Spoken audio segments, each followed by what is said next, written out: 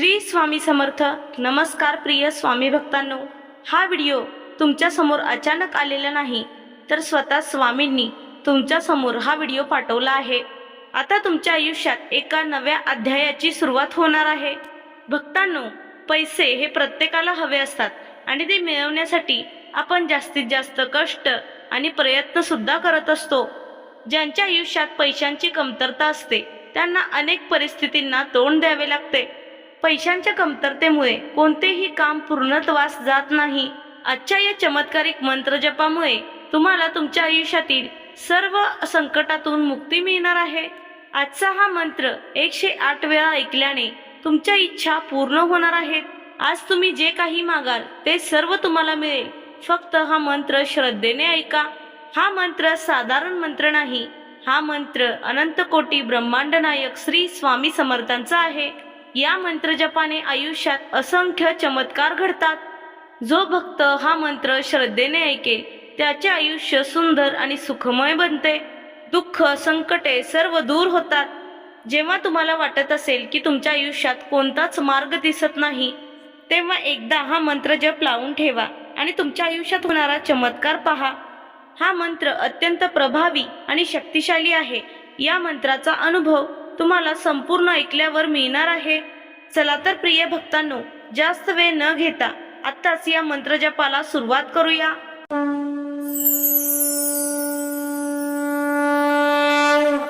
ओम श्री अनंत रूपाय सर्वस्वरूपाय स्वामी समर्थाय नमः. ओम श्री अनंत रूपाय सर्वस्वरूपाय स्वामी समर्थाय नमः. ओम श्री अनंत रूपाय सर्वस्वरूपाय स्वामी समर्थाय नमः. ओम श्री अनंत रूपाय सर्वस्वरूपाय स्वामी समर्थाय नमः. ओम श्री अनंत रूपाय सर्वस्वरूपाय स्वामी समर्थाय नमः. ओम श्री अनंत रूपाय सर्वस्वरूपाय स्वामी समर्थाय नमः. ओम श्री अनंत रूपाय सर्वस्वरूपाय स्वामी समर्थाय नमः. ओम श्री अनंत रूपाय सर्वस्वरूपाय स्वामी समर्थाय नमः. ओम श्री अनंत रूपाय सर्वस्वरूपाय स्वामी समर्थाय नमः. ओम श्री अनंत रूपाय सर्वस्वरूपाय स्वामी समर्थाय नमः. ओम श्री अनंत रूपाय सर्वस्वरूपाय स्वामी समर्थाय नमः. ओम श्री अनंत रूपाय सर्वस्वरूपाय स्वामी समर्थाय नमः. ओम श्री अनंत रूपाय सर्वस्वरूपाय स्वामी समर्थाय नमः.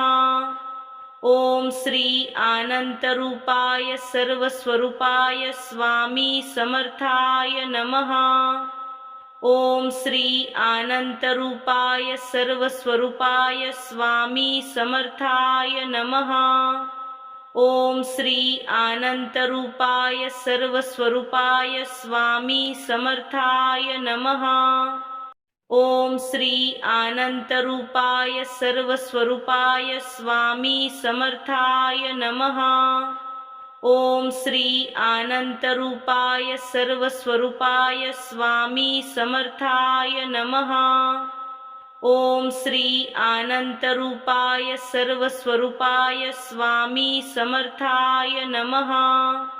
ओम श्री अनंत रूपाय सर्वस्वरूपाय स्वामी समर्थाय नमः. ओम श्री अनंत रूपाय सर्वस्वरूपाय स्वामी समर्थाय नमः. ओम श्री अनंत रूपाय सर्वस्वरूपाय स्वामी समर्थाय नमः. ओम श्री अनंत रूपाय सर्वस्वरूपाय स्वामी समर्थाय नमः.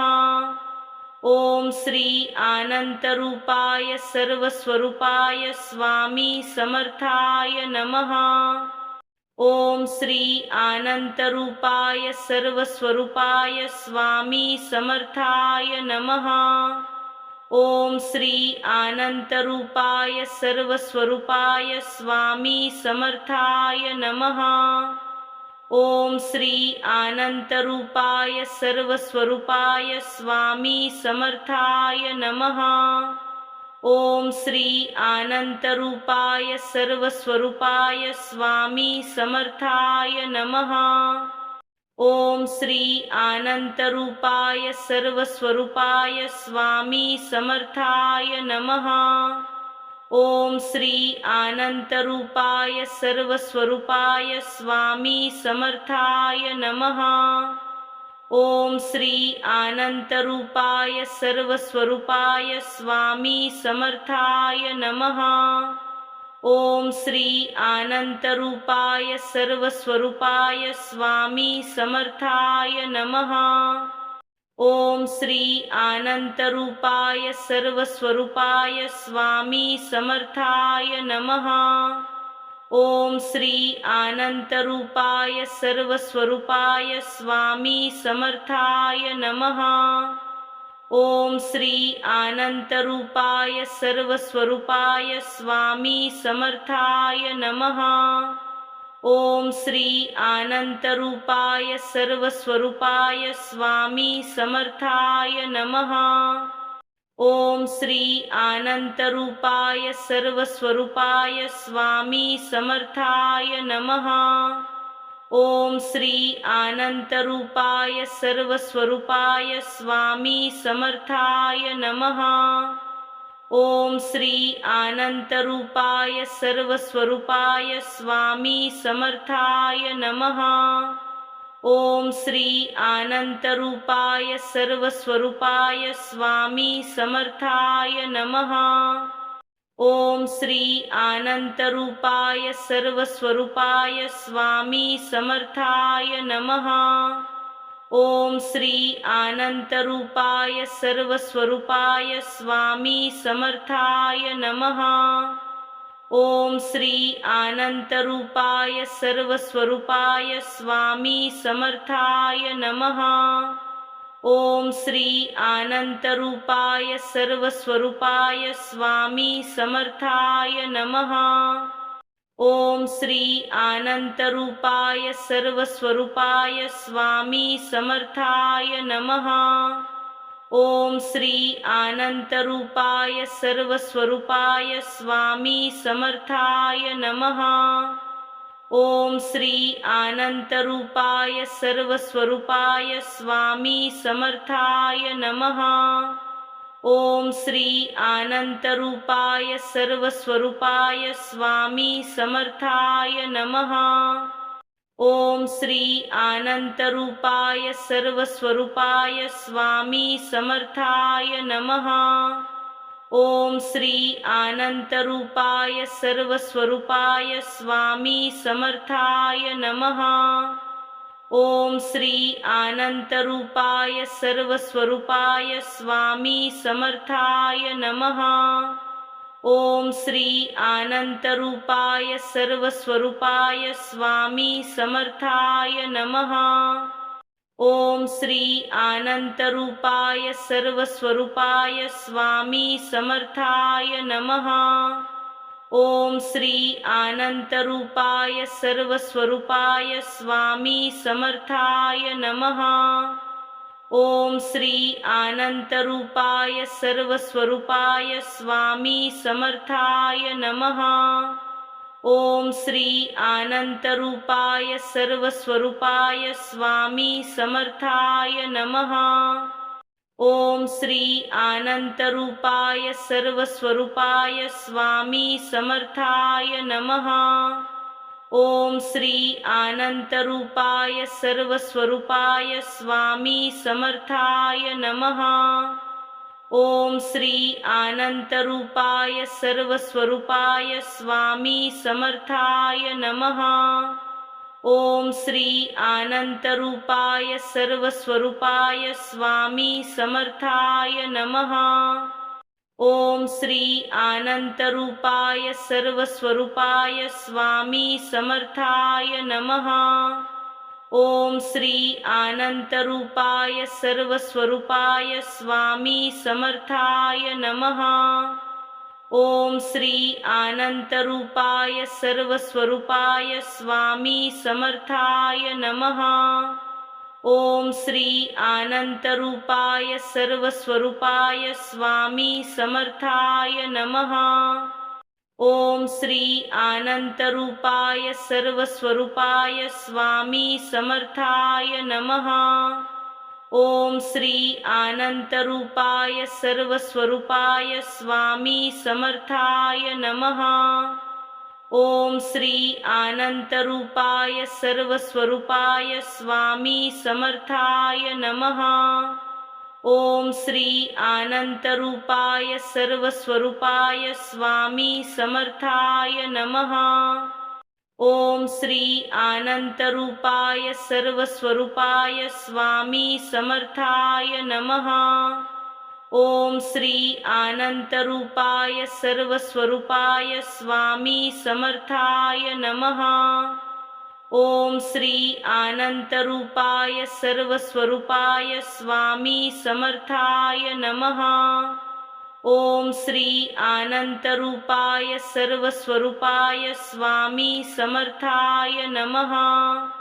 ओम श्री अनंतरूपाय सर्वस्वरूपाय स्वामी समर्थाय नमः। ओम श्री अनंतरूपाय सर्वस्वरूपाय स्वामी समर्थाय नमः।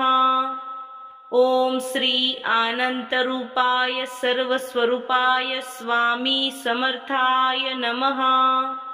ओम श्री अनंतरूपाय सर्वस्वरूपाय स्वामी समर्थाय नमः। ओम श्री अनंतरूपाय सर्वस्वरूपाय स्वामी समर्थाय नमः। ओम श्री अनंतरूपाय सर्वस्वरूपाय स्वामी समर्थाय नमः। ओम श्री अनंतरूपाय सर्वस्वरूपाय स्वामी समर्थाय नमः। ओम श्री अनंतरूपाय सर्वस्वरूपाय स्वामी समर्थाय नमः। ओम श्री अनंतरूपाय सर्वस्वरूपाय स्वामी समर्थाय नमः। ओम श्री अनंतरूपाय सर्वस्वरूपाय स्वामी समर्थाय नमः। ओम श्री अनंतरूपाय सर्वस्वरूपाय स्वामी समर्थाय नमः। ओम श्री अनंतरूपाय सर्वस्वरूपाय स्वामी समर्थाय नमः। ओम श्री अनंतरूपाय सर्वस्वरूपाय स्वामी समर्थाय नमः। ओम श्री अनंतरूपाय सर्वस्वरूपाय स्वामी समर्थाय नमः। ओम श्री अनंतरूपाय सर्वस्वरूपाय स्वामी समर्थाय नमः। ओम श्री अनंतरूपाय सर्वस्वरूपाय स्वामी समर्थाय नमः। ओम श्री अनंतरूपाय सर्वस्वरूपाय स्वामी समर्थाय नमः। ओम श्री अनंतरूपाय सर्वस्वरूपाय स्वामी समर्थाय नमः। ओम श्री अनंतरूपाय सर्वस्वरूपाय स्वामी समर्थाय नमः। ओम श्री अनंतरूपाय सर्वस्वरूपाय स्वामी समर्थाय नमः। ओम श्री अनंतरूपाय सर्वस्वरूपाय स्वामी समर्थाय नमः। ओम श्री अनंतरूपाय सर्वस्वरूपाय स्वामी समर्थाय नमः। ओम श्री अनंतरूपाय सर्वस्वरूपाय स्वामी समर्थाय नमः।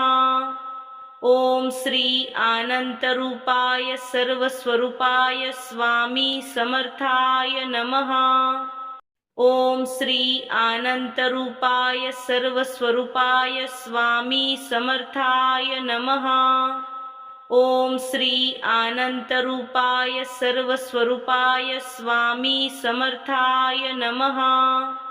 ओम श्री अनंतरूपाय सर्वस्वरूपाय स्वामी समर्थाय नमः।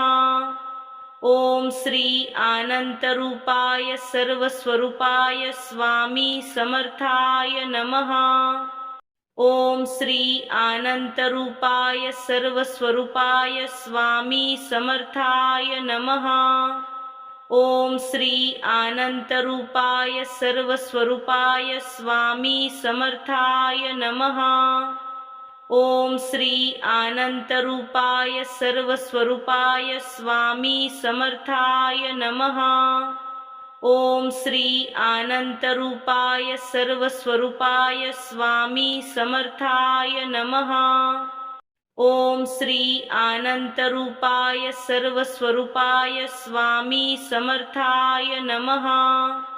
ओम श्री अनंतरूपाय सर्वस्वरूपाय स्वामी समर्थाय नमः। ओम श्री अनंतरूपाय सर्वस्वरूपाय स्वामी समर्थाय नमः। ओम श्री अनंतरूपाय सर्वस्वरूपाय स्वामी समर्थाय नमः। ओम श्री अनंतरूपाय सर्वस्वरूपाय स्वामी समर्थाय नमः। ओम श्री अनंतरूपाय सर्वस्वरूपाय स्वामी समर्थाय नमः। ओम श्री अनंतरूपाय सर्वस्वरूपाय स्वामी समर्थाय नमः। ओम श्री अनंतरूपाय सर्वस्वरूपाय स्वामी समर्थाय नमः। ओम श्री अनंतरूपाय सर्वस्वरूपाय स्वामी समर्थाय नमः। ओम श्री अनंतरूपाय सर्वस्वरूपाय स्वामी समर्थाय नमः। ओम श्री अनंतरूपाय सर्वस्वरूपाय स्वामी समर्थाय नमः। ओम श्री अनंतरूपाय सर्वस्वरूपाय स्वामी समर्थाय नमः। ओम श्री अनंतरूपाय सर्वस्वरूपाय स्वामी समर्थाय नमः। ओम श्री अनंतरूपाय सर्वस्वरूपाय स्वामी समर्थाय नमः। ओम श्री अनंतरूपाय सर्वस्वरूपाय स्वामी समर्थाय नमः। ओम श्री अनंतरूपाय सर्वस्वरूपाय स्वामी समर्थाय नमः। ओम श्री अनंतरूपाय सर्वस्वरूपाय स्वामी समर्थाय नमः।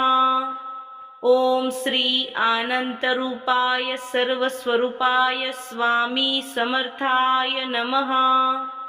ओम श्री अनंतरूपाय सर्वस्वरूपाय स्वामी समर्थाय नमः।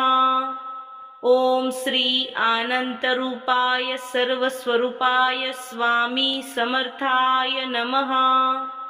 ओम श्री अनंतरूपाय सर्वस्वरूपाय स्वामी समर्थाय नमः। ओम श्री अनंतरूपाय सर्वस्वरूपाय स्वामी समर्थाय नमः। ओम श्री अनंतरूपाय सर्वस्वरूपाय स्वामी समर्थाय नमः। ओम श्री अनंतरूपाय सर्वस्वरूपाय स्वामी समर्थाय नमः। ओम श्री अनंतरूपाय सर्वस्वरूपाय स्वामी समर्थाय नमः। ओम श्री अनंतरूपाय सर्वस्वरूपाय स्वामी समर्थाय नमः। ओम श्री अनंतरूपाय सर्वस्वरूपाय स्वामी समर्थाय नमः। ओम श्री अनंतरूपाय सर्वस्वरूपाय स्वामी समर्थाय नमः। ओम श्री अनंतरूपाय सर्वस्वरूपाय स्वामी समर्थाय नमः। ओम श्री अनंतरूपाय सर्वस्वरूपाय स्वामी समर्थाय नमः। ओम श्री अनंतरूपाय सर्वस्वरूपाय स्वामी समर्थाय नमः। ओम श्री अनंतरूपाय सर्वस्वरूपाय स्वामी समर्थाय नमः। ओम श्री अनंतरूपाय सर्वस्वरूपाय स्वामी समर्थाय नमः। ओम श्री अनंतरूपाय सर्वस्वरूपाय स्वामी समर्थाय नमः। ओम श्री अनंतरूपाय सर्वस्वरूपाय स्वामी समर्थाय नमः। ओम श्री अनंतरूपाय सर्वस्वरूपाय स्वामी समर्थाय नमः। ओम श्री अनंतरूपाय सर्वस्वरूपाय स्वामी समर्थाय नमः। ओम श्री अनंतरूपाय सर्वस्वरूपाय स्वामी समर्थाय नमः। ओम श्री अनंतरूपाय सर्वस्वरूपाय स्वामी समर्थाय नमः। ओम श्री अनंतरूपाय सर्वस्वरूपाय स्वामी समर्थाय नमः। ओम श्री अनंतरूपाय सर्वस्वरूपाय स्वामी समर्थाय नमः। ओम श्री अनंतरूपाय सर्वस्वरूपाय स्वामी समर्थाय नमः। ओम श्री अनंतरूपाय सर्वस्वरूपाय स्वामी समर्थाय नमः। ओम श्री अनंतरूपाय सर्वस्वरूपाय स्वामी समर्थाय नमः। ओम श्री अनंतरूपाय सर्वस्वरूपाय स्वामी समर्थाय नमः। ओम श्री अनंतरूपाय सर्वस्वरूपाय स्वामी समर्थाय नमः। ओम श्री अनंतरूपाय सर्वस्वरूपाय स्वामी समर्थाय नमः। ओम श्री अनंतरूपाय सर्वस्वरूपाय स्वामी समर्थाय नमः। ओम श्री अनंतरूपाय सर्वस्वरूपाय स्वामी समर्थाय नमः। ओम श्री अनंतरूपाय सर्वस्वरूपाय स्वामी समर्थाय नमः। ओम श्री अनंतरूपाय सर्वस्वरूपाय स्वामी समर्थाय नमः। ओम श्री अनंतरूपाय सर्वस्वरूपाय स्वामी समर्थाय नमः। ओम श्री अनंतरूपाय सर्वस्वरूपाय स्वामी समर्थाय नमः। ओम श्री अनंतरूपाय सर्वस्वरूपाय स्वामी समर्थाय नमः। ओम श्री अनंतरूपाय सर्वस्वरूपाय स्वामी समर्थाय नमः। ओम श्री अनंतरूपाय सर्वस्वरूपाय स्वामी समर्थाय नमः। ओम श्री अनंतरूपाय सर्वस्वरूपाय स्वामी समर्थाय नमः। ओम श्री अनंतरूपाय सर्वस्वरूपाय स्वामी समर्थाय नमः। ओम श्री अनंतरूपाय सर्वस्वरूपाय स्वामी समर्थाय नमः। ओम श्री अनंतरूपाय सर्वस्वरूपाय स्वामी समर्थाय नमः। ओम श्री अनंतरूपाय सर्वस्वरूपाय स्वामी समर्थाय नमः। ओम श्री अनंतरूपाय सर्वस्वरूपाय स्वामी समर्थाय नमः। ओम श्री अनंतरूपाय सर्वस्वरूपाय स्वामी समर्थाय नमः। ओम श्री अनंतरूपाय सर्वस्वरूपाय स्वामी समर्थाय नमः। ओम श्री अनंतरूपाय सर्वस्वरूपाय स्वामी समर्थाय नमः।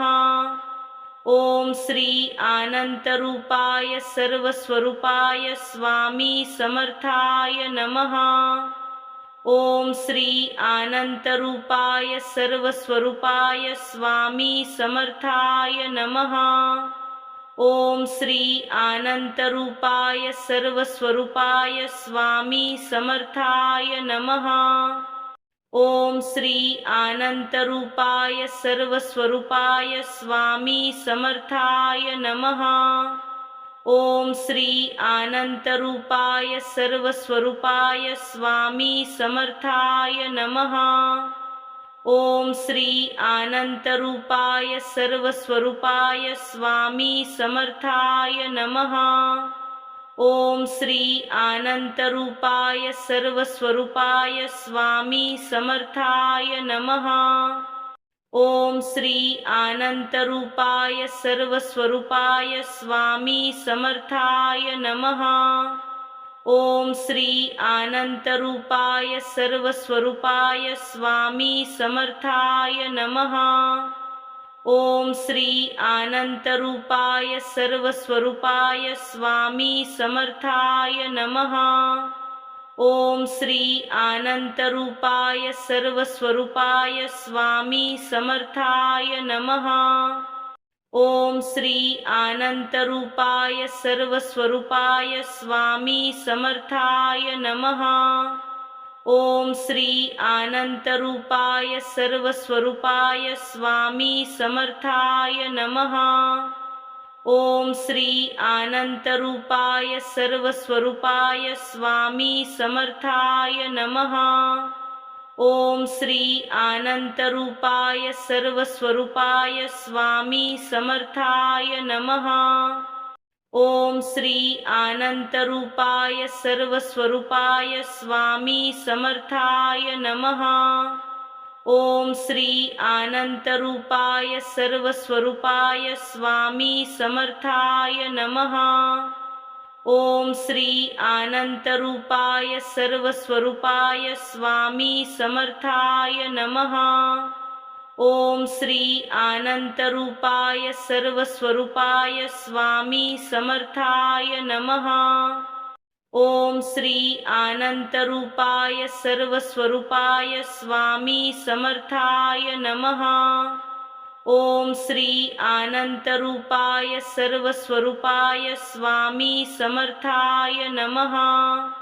ओम श्री अनंतरूपाय सर्वस्वरूपाय स्वामी समर्थाय नमः। ओम श्री अनंतरूपाय सर्वस्वरूपाय स्वामी समर्थाय नमः।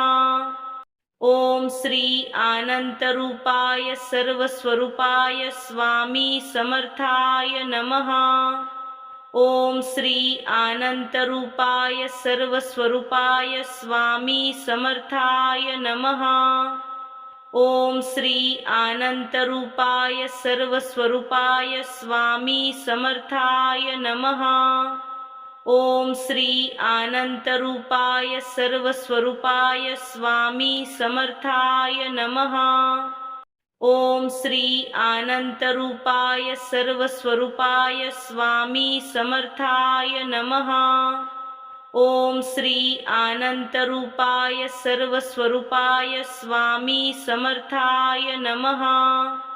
ओम श्री अनंतरूपाय सर्वस्वरूपाय स्वामी समर्थाय नमः।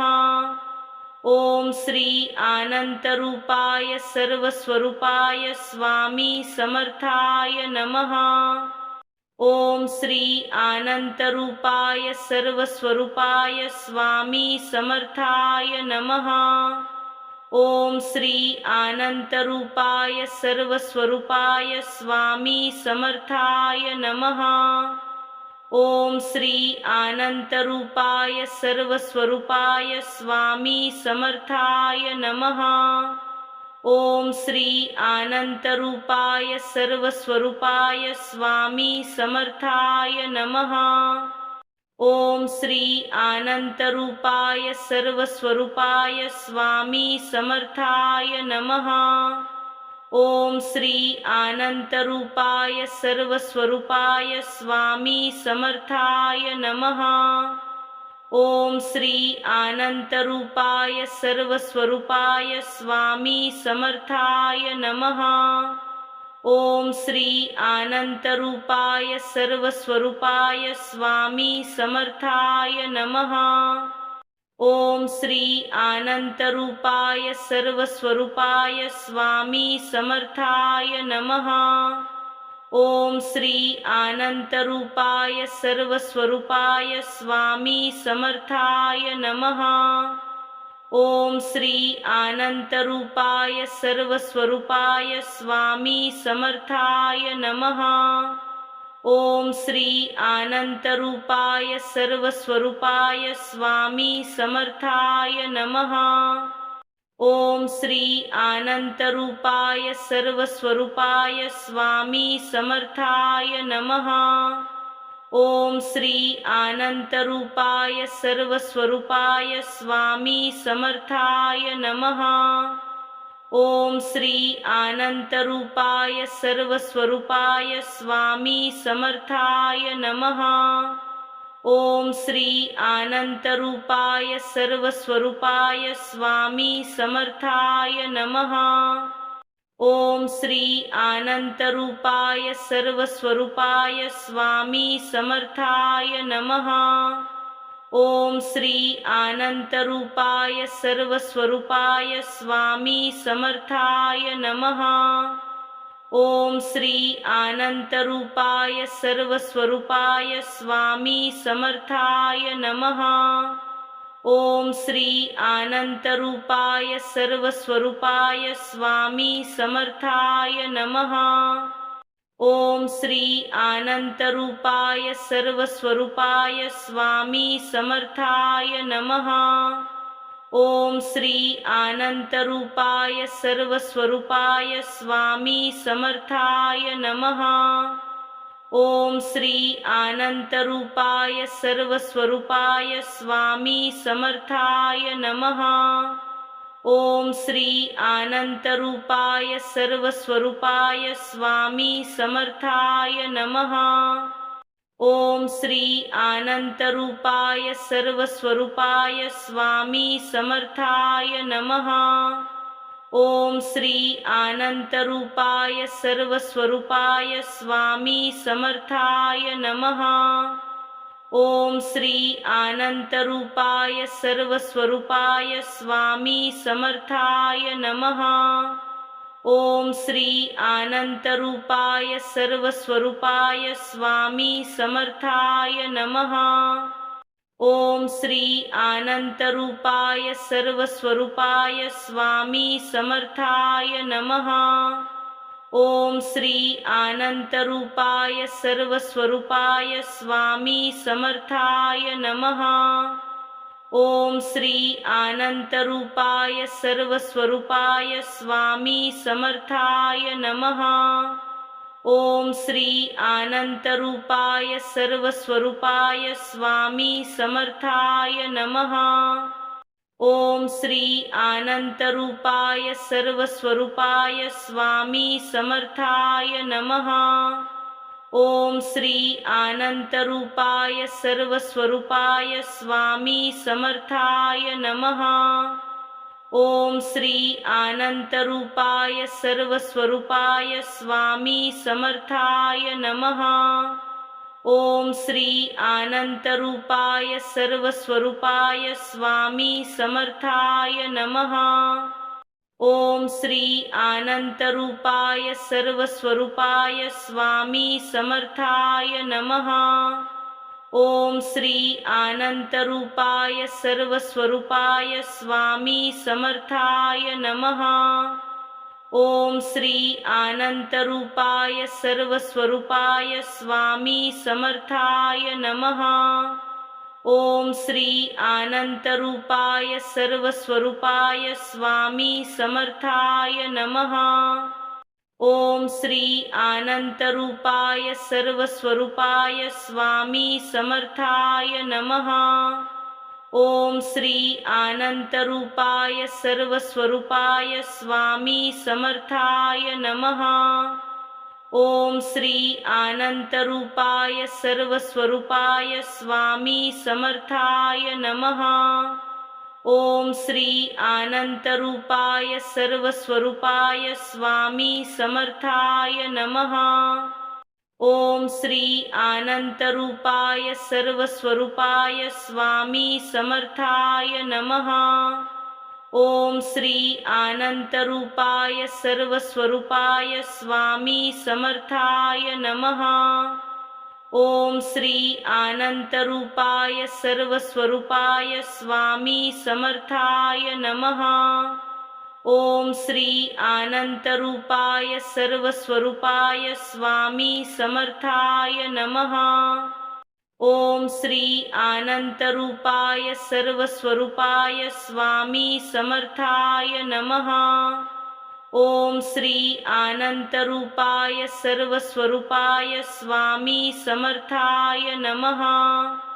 ओम श्री अनंतरूपाय सर्वस्वरूपाय स्वामी समर्थाय नमः। ओम श्री अनंतरूपाय सर्वस्वरूपाय स्वामी समर्थाय नमः। ओम श्री अनंतरूपाय सर्वस्वरूपाय स्वामी समर्थाय नमः। ओम श्री अनंतरूपाय सर्वस्वरूपाय स्वामी समर्थाय नमः। ओम श्री अनंतरूपाय सर्वस्वरूपाय स्वामी समर्थाय नमः। ओम श्री अनंतरूपाय सर्वस्वरूपाय स्वामी समर्थाय नमः। ओम श्री अनंतरूपाय सर्वस्वरूपाय स्वामी समर्थाय नमः। ओम श्री अनंतरूपाय सर्वस्वरूपाय स्वामी समर्थाय नमः। ओम श्री अनंतरूपाय सर्वस्वरूपाय स्वामी समर्थाय नमः। ओम श्री अनंतरूपाय सर्वस्वरूपाय स्वामी समर्थाय नमः। ओम श्री अनंतरूपाय सर्वस्वरूपाय स्वामी समर्थाय नमः। ओम श्री अनंतरूपाय सर्वस्वरूपाय स्वामी समर्थाय नमः। ओम श्री अनंतरूपाय सर्वस्वरूपाय स्वामी समर्थाय नमः। ओम श्री अनंतरूपाय सर्वस्वरूपाय स्वामी समर्थाय नमः। ओम श्री अनंतरूपाय सर्वस्वरूपाय स्वामी समर्थाय नमः। ओम श्री अनंतरूपाय सर्वस्वरूपाय स्वामी समर्थाय नमः। ओम श्री अनंतरूपाय सर्वस्वरूपाय स्वामी समर्थाय नमः। ओम श्री अनंतरूपाय सर्वस्वरूपाय स्वामी समर्थाय नमः। ओम श्री अनंतरूपाय सर्वस्वरूपाय स्वामी समर्थाय नमः। ओम श्री अनंतरूपाय सर्वस्वरूपाय स्वामी समर्थाय नमः। ओम श्री अनंतरूपाय सर्वस्वरूपाय स्वामी समर्थाय नमः। ओम श्री अनंतरूपाय सर्वस्वरूपाय स्वामी समर्थाय नमः। ओम श्री अनंतरूपाय सर्वस्वरूपाय स्वामी समर्थाय नमः। ओम श्री अनंतरूपाय सर्वस्वरूपाय स्वामी समर्थाय नमः। ओम श्री अनंतरूपाय सर्वस्वरूपाय स्वामी समर्थाय नमः। ओम श्री अनंतरूपाय सर्वस्वरूपाय स्वामी समर्थाय नमः। ओम श्री अनंतरूपाय सर्वस्वरूपाय स्वामी समर्थाय नमः। ओम श्री अनंतरूपाय सर्वस्वरूपाय स्वामी समर्थाय नमः। ओम श्री अनंतरूपाय सर्वस्वरूपाय स्वामी समर्थाय नमः। ओम श्री अनंतरूपाय सर्वस्वरूपाय स्वामी समर्थाय नमः। ओम श्री अनंतरूपाय सर्वस्वरूपाय स्वामी समर्थाय नमः। ओम श्री अनंतरूपाय सर्वस्वरूपाय स्वामी समर्थाय नमः। ओम श्री अनंतरूपाय सर्वस्वरूपाय स्वामी समर्थाय नमः। ओम श्री अनंतरूपाय सर्वस्वरूपाय स्वामी समर्थाय नमः। ओम श्री अनंतरूपाय सर्वस्वरूपाय स्वामी समर्थाय नमः। ओम श्री अनंतरूपाय सर्वस्वरूपाय स्वामी समर्थाय नमः। ओम श्री अनंतरूपाय सर्वस्वरूपाय स्वामी समर्थाय नमः। ओम श्री अनंतरूपाय सर्वस्वरूपाय स्वामी समर्थाय नमः। ओम श्री अनंतरूपाय सर्वस्वरूपाय स्वामी समर्थाय नमः। ओम श्री अनंतरूपाय सर्वस्वरूपाय स्वामी समर्थाय नमः। ओम श्री अनंतरूपाय सर्वस्वरूपाय स्वामी समर्थाय नमः। ओम श्री अनंतरूपाय सर्वस्वरूपाय स्वामी समर्थाय नमः। ओम श्री अनंतरूपाय सर्वस्वरूपाय स्वामी समर्थाय नमः। ओम श्री अनंतरूपाय सर्वस्वरूपाय स्वामी समर्थाय नमः। ओम श्री अनंतरूपाय सर्वस्वरूपाय स्वामी समर्थाय नमः। ओम श्री अनंतरूपाय सर्वस्वरूपाय स्वामी समर्थाय नमः। ओम श्री अनंतरूपाय सर्वस्वरूपाय स्वामी समर्थाय नमः। ओम श्री अनंतरूपाय सर्वस्वरूपाय स्वामी समर्थाय नमः। ओम श्री अनंतरूपाय सर्वस्वरूपाय स्वामी समर्थाय नमः। ओम श्री अनंतरूपाय सर्वस्वरूपाय स्वामी समर्थाय नमः।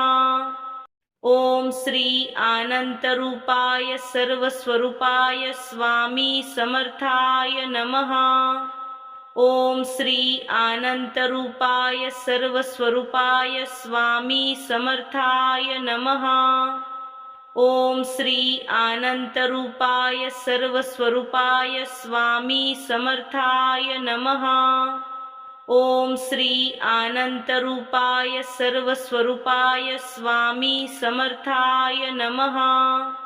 ओम श्री अनंतरूपाय सर्वस्वरूपाय स्वामी समर्थाय नमः। ओम श्री अनंतरूपाय सर्वस्वरूपाय स्वामी समर्थाय नमः। ओम श्री अनंतरूपाय सर्वस्वरूपाय स्वामी समर्थाय नमः।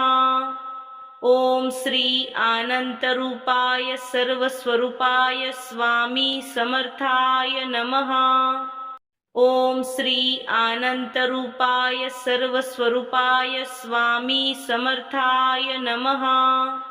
ओम श्री अनंतरूपाय सर्वस्वरूपाय स्वामी समर्थाय नमः। ओम श्री अनंतरूपाय सर्वस्वरूपाय स्वामी समर्थाय नमः। ओम श्री अनंतरूपाय सर्वस्वरूपाय स्वामी समर्थाय नमः।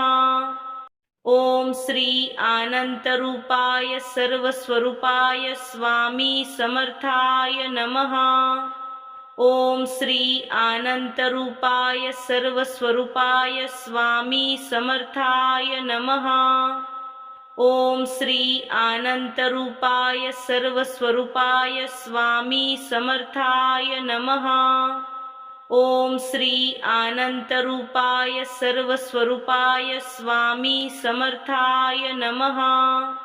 ओम श्री अनंतरूपाय सर्वस्वरूपाय स्वामी समर्थाय नमः। ओम श्री अनंतरूपाय सर्वस्वरूपाय स्वामी समर्थाय नमः। ओम श्री अनंतरूपाय सर्वस्वरूपाय स्वामी समर्थाय नमः। ओम श्री अनंतरूपाय सर्वस्वरूपाय स्वामी समर्थाय नमः। ओम श्री अनंतरूपाय सर्वस्वरूपाय स्वामी समर्थाय नमः। ओम श्री अनंतरूपाय सर्वस्वरूपाय स्वामी समर्थाय नमः। ओम श्री अनंतरूपाय सर्वस्वरूपाय स्वामी समर्थाय नमः। ओम श्री अनंतरूपाय सर्वस्वरूपाय स्वामी समर्थाय नमः। ओम श्री अनंतरूपाय सर्वस्वरूपाय स्वामी समर्थाय नमः। ओम श्री अनंतरूपाय सर्वस्वरूपाय स्वामी समर्थाय नमः। ओम श्री अनंतरूपाय सर्वस्वरूपाय स्वामी समर्थाय नमः। ओम श्री अनंतरूपाय सर्वस्वरूपाय स्वामी समर्थाय नमः। ओम श्री अनंतरूपाय सर्वस्वरूपाय स्वामी समर्थाय नमः। ओम श्री अनंतरूपाय सर्वस्वरूपाय स्वामी समर्थाय नमः। ओम श्री अनंतरूपाय सर्वस्वरूपाय स्वामी समर्थाय नमः। ओम श्री अनंतरूपाय सर्वस्वरूपाय स्वामी समर्थाय नमः। ओम श्री अनंतरूपाय सर्वस्वरूपाय स्वामी समर्थाय नमः। ओम श्री अनंतरूपाय सर्वस्वरूपाय स्वामी समर्थाय नमः। ओम श्री अनंतरूपाय सर्वस्वरूपाय स्वामी समर्थाय नमः। ओम श्री अनंतरूपाय सर्वस्वरूपाय स्वामी समर्थाय नमः। ओम श्री अनंतरूपाय सर्वस्वरूपाय स्वामी समर्थाय नमः। ओम श्री अनंतरूपाय सर्वस्वरूपाय स्वामी समर्थाय नमः। ओम श्री अनंतरूपाय सर्वस्वरूपाय स्वामी समर्थाय नमः। ओम श्री अनंतरूपाय सर्वस्वरूपाय स्वामी समर्थाय नमः। ओम श्री अनंतरूपाय सर्वस्वरूपाय स्वामी समर्थाय नमः। ओम श्री अनंतरूपाय सर्वस्वरूपाय स्वामी समर्थाय नमः। ओम श्री अनंतरूपाय सर्वस्वरूपाय स्वामी समर्थाय नमः। ओम श्री अनंतरूपाय सर्वस्वरूपाय स्वामी समर्थाय नमः। ओम श्री अनंतरूपाय सर्वस्वरूपाय स्वामी समर्थाय नमः। ओम श्री अनंतरूपाय सर्वस्वरूपाय स्वामी समर्थाय नमः। ओम श्री अनंतरूपाय सर्वस्वरूपाय स्वामी समर्थाय नमः। ओम श्री अनंतरूपाय सर्वस्वरूपाय स्वामी समर्थाय नमः। ओम श्री अनंतरूपाय सर्वस्वरूपाय स्वामी समर्थाय नमः। ओम श्री अनंतरूपाय सर्वस्वरूपाय स्वामी समर्थाय नमः। ओम श्री अनंतरूपाय सर्वस्वरूपाय स्वामी समर्थाय नमः। ओम श्री अनंतरूपाय सर्वस्वरूपाय स्वामी समर्थाय नमः। ओम श्री अनंतरूपाय सर्वस्वरूपाय स्वामी समर्थाय नमः। ओम श्री अनंतरूपाय सर्वस्वरूपाय स्वामी समर्थाय नमः। ओम श्री अनंतरूपाय सर्वस्वरूपाय स्वामी समर्थाय नमः। ओम श्री अनंतरूपाय सर्वस्वरूपाय स्वामी समर्थाय नमः। ओम श्री अनंतरूपाय सर्वस्वरूपाय स्वामी समर्थाय नमः। ओम श्री अनंतरूपाय सर्वस्वरूपाय स्वामी समर्थाय नमः। ओम श्री अनंतरूपाय सर्वस्वरूपाय स्वामी समर्थाय नमः। ओम श्री अनंतरूपाय सर्वस्वरूपाय स्वामी समर्थाय नमः। ओम श्री अनंतरूपाय सर्वस्वरूपाय स्वामी समर्थाय नमः। ओम श्री अनंतरूपाय सर्वस्वरूपाय स्वामी समर्थाय नमः। ओम श्री अनंतरूपाय सर्वस्वरूपाय स्वामी समर्थाय नमः। ओम श्री अनंतरूपाय सर्वस्वरूपाय स्वामी समर्थाय नमः। ओम श्री अनंतरूपाय सर्वस्वरूपाय स्वामी समर्थाय नमः। ओम श्री अनंतरूपाय सर्वस्वरूपाय स्वामी समर्थाय नमः। ओम श्री अनंतरूपाय सर्वस्वरूपाय स्वामी समर्थाय नमः। ओम श्री अनंतरूपाय सर्वस्वरूपाय स्वामी समर्थाय नमः। ओम श्री अनंतरूपाय सर्वस्वरूपाय स्वामी समर्थाय नमः। ओम श्री अनंतरूपाय सर्वस्वरूपाय स्वामी समर्थाय नमः। ओम श्री अनंतरूपाय सर्वस्वरूपाय स्वामी समर्थाय नमः। ओम श्री अनंतरूपाय सर्वस्वरूपाय स्वामी समर्थाय नमः। ओम श्री अनंतरूपाय सर्वस्वरूपाय स्वामी समर्थाय नमः। ओम श्री अनंतरूपाय सर्वस्वरूपाय स्वामी समर्थाय नमः। ओम श्री अनंतरूपाय सर्वस्वरूपाय स्वामी समर्थाय नमः। ओम श्री अनंतरूपाय सर्वस्वरूपाय स्वामी समर्थाय नमः। ओम श्री अनंतरूपाय सर्वस्वरूपाय स्वामी समर्थाय नमः।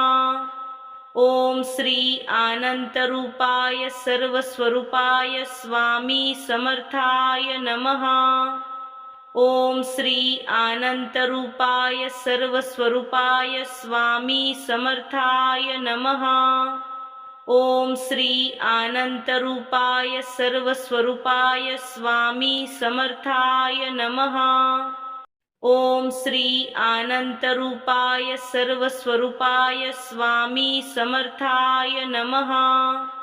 ओम श्री अनंतरूपाय सर्वस्वरूपाय स्वामी समर्थाय नमः।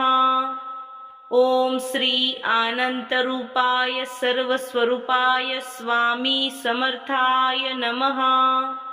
ओम श्री अनंतरूपाय सर्वस्वरूपाय स्वामी समर्थाय नमः।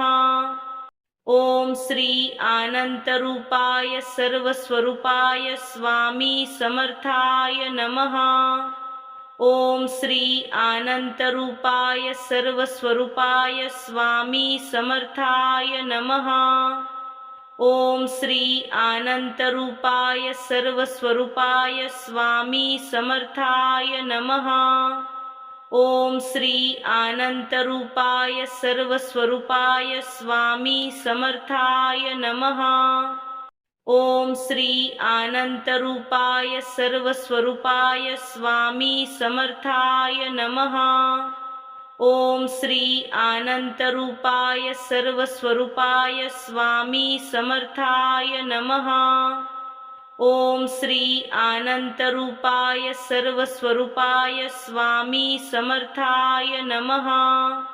ओम श्री अनंतरूपाय सर्वस्वरूपाय स्वामी समर्थाय नमः। ओम श्री अनंतरूपाय सर्वस्वरूपाय स्वामी समर्थाय नमः। ओम श्री अनंतरूपाय सर्वस्वरूपाय स्वामी समर्थाय नमः। ओम श्री अनंतरूपाय सर्वस्वरूपाय स्वामी समर्थाय नमः। ओम श्री अनंतरूपाय सर्वस्वरूपाय स्वामी समर्थाय नमः। ओम श्री अनंतरूपाय सर्वस्वरूपाय स्वामी समर्थाय नमः। ओम श्री अनंतरूपाय सर्वस्वरूपाय स्वामी समर्थाय नमः। ओम श्री अनंतरूपाय सर्वस्वरूपाय स्वामी समर्थाय नमः। ओम श्री अनंतरूपाय सर्वस्वरूपाय स्वामी समर्थाय नमः। ओम श्री अनंतरूपाय सर्वस्वरूपाय स्वामी समर्थाय नमः। ओम श्री अनंतरूपाय सर्वस्वरूपाय स्वामी समर्थाय नमः। ओम श्री अनंतरूपाय सर्वस्वरूपाय स्वामी समर्थाय नमः। ओम श्री अनंतरूपाय सर्वस्वरूपाय स्वामी समर्थाय नमः। ओम श्री अनंतरूपाय सर्वस्वरूपाय स्वामी समर्थाय नमः। ओम श्री अनंतरूपाय सर्वस्वरूपाय स्वामी समर्थाय नमः। ओम श्री अनंतरूपाय सर्वस्वरूपाय स्वामी समर्थाय नमः। ओम श्री अनंतरूपाय सर्वस्वरूपाय स्वामी समर्थाय नमः। ओम श्री अनंतरूपाय सर्वस्वरूपाय स्वामी समर्थाय नमः। ओम श्री अनंतरूपाय सर्वस्वरूपाय स्वामी समर्थाय नमः। ओम श्री अनंतरूपाय सर्वस्वरूपाय स्वामी समर्थाय नमः। ओम श्री अनंतरूपाय सर्वस्वरूपाय स्वामी समर्थाय नमः। ओम श्री अनंतरूपाय सर्वस्वरूपाय स्वामी समर्थाय नमः। ओम श्री अनंतरूपाय सर्वस्वरूपाय स्वामी समर्थाय नमः। ओम श्री अनंतरूपाय सर्वस्वरूपाय स्वामी समर्थाय नमः। ओम श्री अनंतरूपाय सर्वस्वरूपाय स्वामी समर्थाय नमः। ओम श्री अनंतरूपाय सर्वस्वरूपाय स्वामी समर्थाय नमः। ओम श्री अनंतरूपाय सर्वस्वरूपाय स्वामी समर्थाय नमः। ओम श्री अनंतरूपाय सर्वस्वरूपाय स्वामी समर्थाय नमः। ओम श्री अनंतरूपाय सर्वस्वरूपाय स्वामी समर्थाय नमः। ओम श्री अनंतरूपाय सर्वस्वरूपाय स्वामी समर्थाय नमः। ओम श्री अनंतरूपाय सर्वस्वरूपाय स्वामी समर्थाय नमः।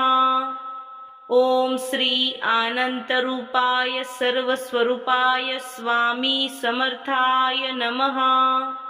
ओम श्री अनंतरूपाय सर्वस्वरूपाय स्वामी समर्थाय नमः। ओम श्री अनंतरूपाय सर्वस्वरूपाय स्वामी समर्थाय नमः। ओम श्री अनंतरूपाय सर्वस्वरूपाय स्वामी समर्थाय नमः।